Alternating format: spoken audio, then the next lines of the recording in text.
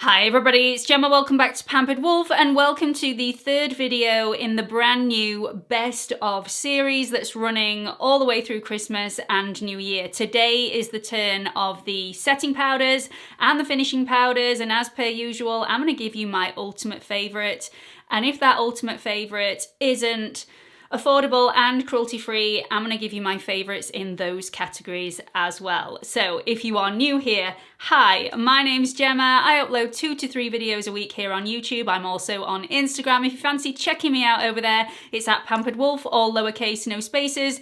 I would really appreciate it if by the end of this video you've liked what you've seen, you found it helpful in any way, you click that like button and come and join the Pampered Wolf Pack. We are a seriously friendly, happy space by clicking that subscribe button and also the notification bell so you don't miss any future uploads.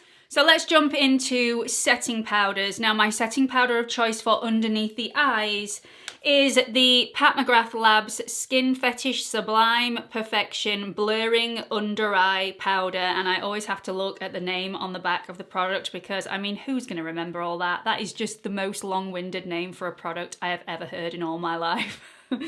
The product is amazing though. So this is in the shade Light, as you can see. This is pure white.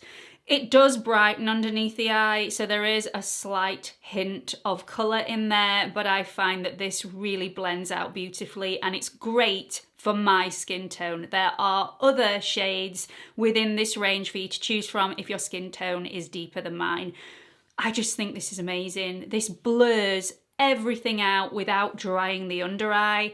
You do have to be careful how much of this that you apply, because if you apply masses of this underneath the eye and if you don't allow your concealer to dry down before you apply this on top, you can get into a little bit of a dry cakey mess. So be very careful, allow the concealer to dry down underneath your eyes before you apply this over the top, and apply it sparingly and it will be the best thing you ever do. That's a tall claim, isn't it? But I'm standing by it. I love this. So my favourite setting powder for all over the face has actually changed in very recent months. So my ultimate favourite used to be the Laura Mercier translucent setting powder. I still love that. It is a great product. But I've started using the Hourglass Veil translucent setting powder. This is lovely.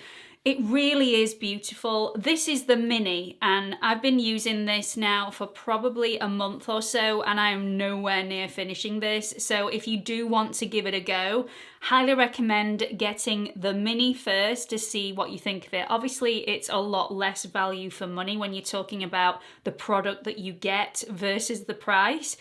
But it's a way of trying it out on an affordable level rather than jumping in at the deep end and buying the really large version that you don't know you're gonna like or not. But I mean, I love it.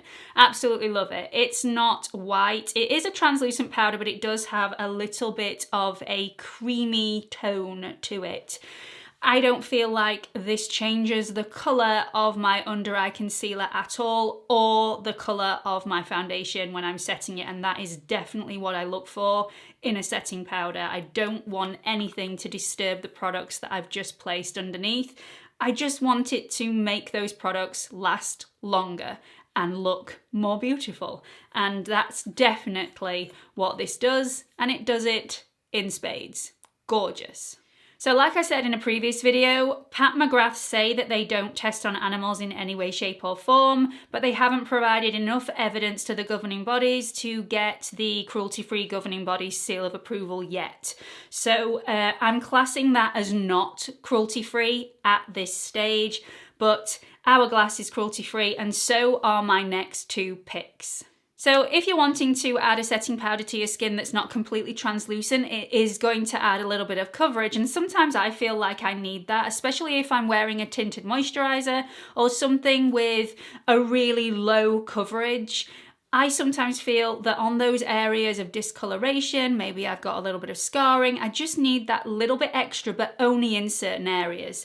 For that, I always use my Urban Decay Stay Naked The Fix. Now, I've had this in one of my previous faves and fails before, and I think it was in my fails category because This is supposed to be, I think, it can be used as an all-over foundation as well as a setting powder. And for me, for an all-over foundation, this did not work at all. It really didn't work at all. But as a setting powder in those areas where you just need that little bit of extra coverage, and I've used this on my chin today because I've got a bit of discoloration on one side of my chin, this is amazing, absolutely amazing. And it's also in beautiful packaging, really beautiful packaging, and that shouldn't matter, but it so does. It does to me anyway. I really like it. If you are my shade twin, this is 30NN that I've gone for. Obviously, because it's going to add a bit of coverage, you do want to make sure that you are getting the correct shade for you. So I love this. It does have a mirror in there as well, and it also has a little sponge that you can apply it to the skin. I use a brush, I don't tend to use the sponge, but I really like this all the same. You get quite a bit of product. This has lasted me well over a year, so I'm definitely not complaining.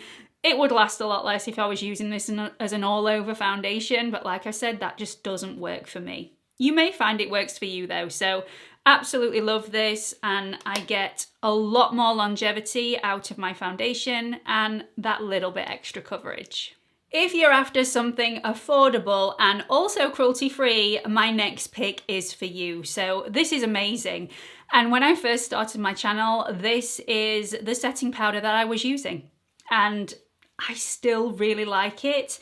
You get so much for your money. I think this is around about £13 or so, and you get a mass load. You really, really do. This is the Rcma No Colour Powder, and it's just really lovely. If you're wanting something that's really refined, finely milled, this isn't going to be the one for you, but this is a great bog standard setting powder. It does everything you want it to do. It will de-shine you, it will fix your makeup, it will allow you to get more longevity out of your foundation, out of your concealer. I've used this underneath my eyes, never had an issue. I just think it's great value for money. Does it have all the bells and whistles? Is it luxurious? Does it have great packaging? No. But it's cruelty-free, it's affordable, and it does the job it's supposed to do. So if you're after all those things, then this is definitely one I recommend you check out. Let's move on to finishing powders. Now, I love a finishing powder. A lot of people don't use a finishing powder, a lot of the time because they don't know what a finishing powder is for, they don't know how to apply one, and when they find that information out, they don't think they need that in their routine, and that is absolutely fine. This is not the law that you must use a finishing powder, it's all down to personal preference. I myself love a finishing powder. It can really elevate a look, it can make everything look more seamless. If you are heavy-handed with the blush or the bronzer, it can just blend everything out and make it look more skin-like. It can change the look of your foundation. If you've got a really heavy matte foundation on, it can make it look more radiant. It can also make a foundation look more skin-like. So I love finishing powders. My ultimate favourite finishing powder is from Hourglass. This is the Ambient Lighting Palette, and it's just to die for. It's absolutely to die for. So I've shown this on my channel plenty of times before and used it on my channel plenty of times before. You can use these as highlighters if you want to, or you can use them as a finishing powder and buff them all over the skin. So you've got dim light, incandescent light, and radiant light at the end. You can use them individually, or you can swipe through with a brush and use them all together. Love these. They're multi-purpose. I love all three of them. Just gorgeous, absolutely gorgeous. Now, Hourglass is cruelty-free, but it's definitely not in the affordable category. So if you're wanting something that's a little bit less pricey, but seriously beautiful, I recommend the e.l.f. Halo Glow Setting Powder. Now, this does say it's a setting powder. I don't feel like this should be used as a setting powder. I mean, you can use it as a setting powder. There are no rules here, But I think this looks better as a finishing powder because it does have a slight glow to it. Now, it's not sparkly, it just gives that radiance to the skin, and used very, very sparingly, it can look stunning on the skin. Absolutely stunning. So I would use this in conjunction with a separate setting powder and then use this over the top after you've finished the rest of your face of makeup.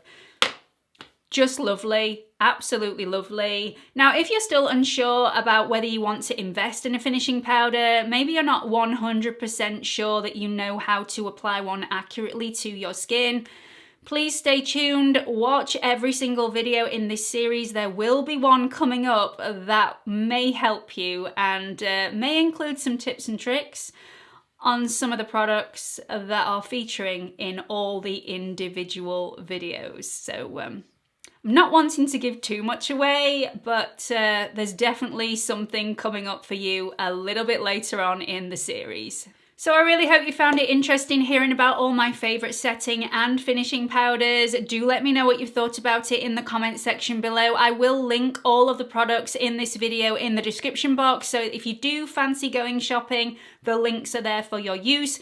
They are affiliate links, so if you do click on them and decide to purchase, I will earn a small amount of commission, which I can then reinvest into my channel.